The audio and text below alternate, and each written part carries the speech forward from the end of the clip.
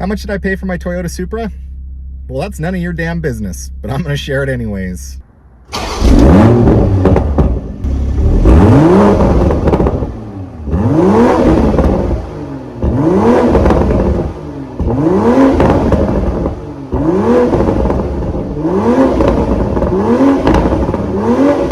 So how much did I pay? Billions and billions. Billions and billions. And billions. No, I didn't pay billions, but I paid a lot of money for the car. Also, want to give a huge shout out to some of my Camaro subscribers who left my channel. I am in a happier place. Thank you. Didn't need you. See you. Bye. Adios. Pick your language. Pick your goodbye. See you later. But guys, today we're going to jump into what I paid for my Toyota Supra. However, before I talk about how much I paid for my Toyota Supra, I want you guys to help me out and do me a huge favor. I started my auto detailing channel, Gone in 60 Detailing. I will leave a link in this description on this video for you guys to be able to go over and subscribe to my detailing channel. Please, it would help me out. It would help me out. I would love you guys for it. So just want to give a quick shout out to my detailing channel.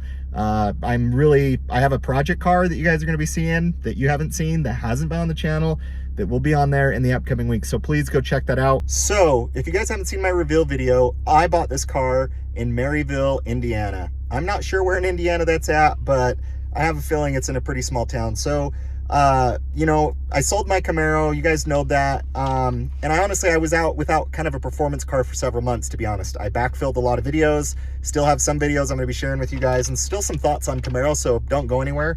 But I've wanted a Supra for a long time. I had an order on a manual Supra. I think I was number 2 in Utah. I pulled out of that order when I sold my Camaro because my financial situation wasn't good then. I lost a lot of money on the 3000 GT, so I canceled my manual Supra order. I also canceled my manual Supra order because I was worried that the cost of a manual transmission Supra would be too expensive. And if you look at 2023 prices for a manual Toyota Supra, what I paid for my car versus what I would pay for that exact same car, it's close to almost $3,000 difference. And for me, my Camaro was pushing myself in terms of what I could pay for and what I could afford. So you'll see in this video, I normally trade in my cars and I normally save on sales tax. It wasn't in the cards to buy this Supra. I have been calling on Supras for a long time. I've been calling on GR 86s, Honda Civic SIs, tons of different cars, Golf Rs. And the problem I found is just being able to find one at sticker, or they're not selling it for a ton of money and adding a whole bunch of accessories on the car. So I actually was even looking at the 2.0 Supras, the 4 cylinders, because they're still plenty fast. Would fit in my budget a little bit better, but I had a couple things happen. You know, I got monetized on Instagram, some things worked out, and now I'm able to be in a better spot where I can afford this car. But if you guys think that my plan was just to sell the Camaro and do something else, it wasn't. It was to drive the RX-8 until I could get my financial situation in order, and it just so happened that I got it in order a little bit faster than I wanted to, which is great. It's a huge blessing, and I'm really lucky. So what you'll see today is it would have been really smart for me to trade in this car, even though I've done that before and you have to ship it to that dealership. I shipped my Mustang to Texas. I would have to ship this to Indiana to do it, but didn't do that. But let me share with you guys every option on the car and what I paid for this car. I'll also share with you my financing, my interest rate. I don't have to, but guys, I believe in being transparent with you guys, and that's just what I've always been about. So let me share with you everything. You guys can tell me how I did, but yeah, let's jump into it. So really not a ton to show you guys. My Supra is the 3.0. It is basic. It doesn't have the upgraded navigation. I don't have blind spot monitoring. I don't have the upgraded stereo, which I'll be sharing that in a later video, but you can see all the performance characteristics. I wanted the looks, guys, and I wanted the motor, ultimately. And this ZF transmission, this 8-speed, I'll be talking about this in another video, but there's also a reason I went with the automatic, even though I'm a pure manual guy. So I ended up going with the 3.0. I was looking at the 2.0, but one thing to note with Toyota is they vastly underrate their horsepower numbers. That number right there isn't to the crank. That number is probably to the wheels. So this thing is probably pushing close to 400 horsepower and 400 pound-feet of torque. And believe me, I can vouch for that. Believe me, I can vouch for that. But at the end of the day, you guys can see I didn't get the upgraded Brembos.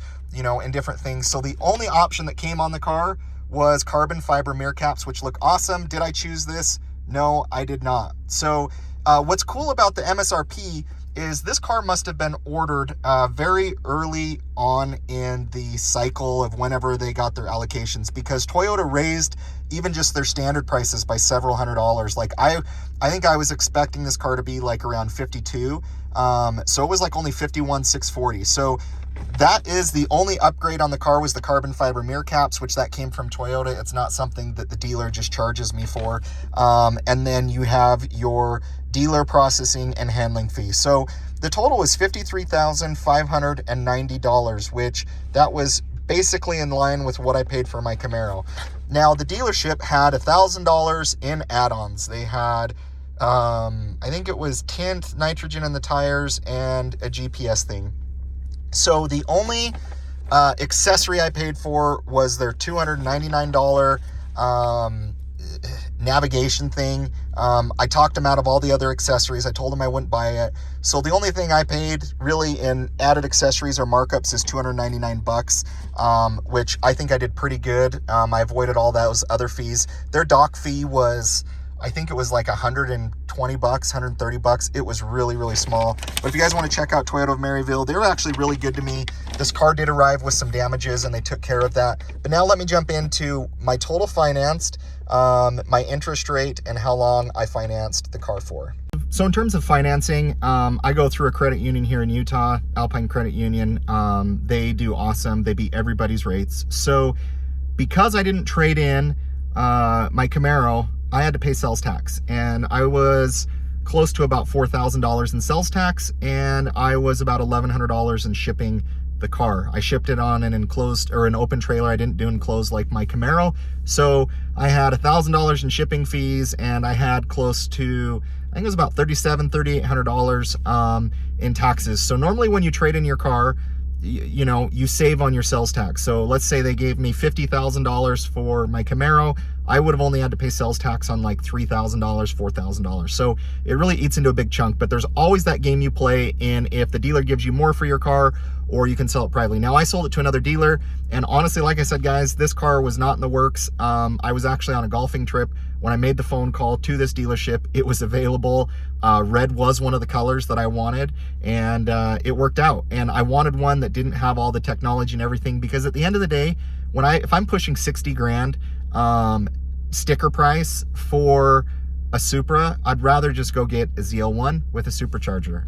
That's how I view it. Now, because you have taxes, you have fees, you have everything else. So did my financing through Alpine Credit Union.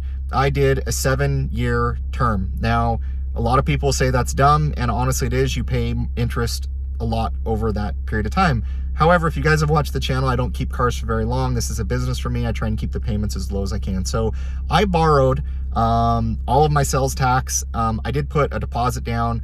All in all, I borrowed around like $58,000. My interest rate on a 7-year loan, and I financed this in August, September. I have really, really good credit. Was 3.74%. So that's what my interest rate was. I think if you see interest rates today, I did very, very well on my interest rate. My payment per month is $792. So all in all, guys, that is what I paid for my Toyota Supra. I'm super happy with this purchase. I'm super happy with this car. I have 188 miles to go before this sucker is fully through break-in, and we're gonna let it eat. We're gonna let it rip, and I'm gonna bring you guys along for the ride. But guys, I just plan on being transparent with you guys. Even if these are some of the videos I don't want to share some of the financials or things, I just try and be open, honest with you guys. Tell me how I did in the comments below. I didn't get anything off of sticker. I did find a 2.0 in Vegas or Colorado that they were like $3 grand under sticker on a 2.0, but ultimately I'm glad I went with the 3.0. I'm glad I got the motor that I wanted, and so far so good. I am good without all the technology. However, the stereo system, for a base stereo system, this probably is one of the worst that I've been a part of. But I love the car. Guys, thanks for watching. Leave a comment below. Let me know how I did. Give me a thumbs up. Thank you, guys. Please subscribe to my detailing channel. Please subscribe to this channel if you guys haven't. I think only like 10% of you are subscribed to my channel. So you keep coming back. You keep watching. You might as well hit the subscribe button. Come on. Come on. What are you guys doing? Come on. Come on. Come on. Anyways, guys, have a great day.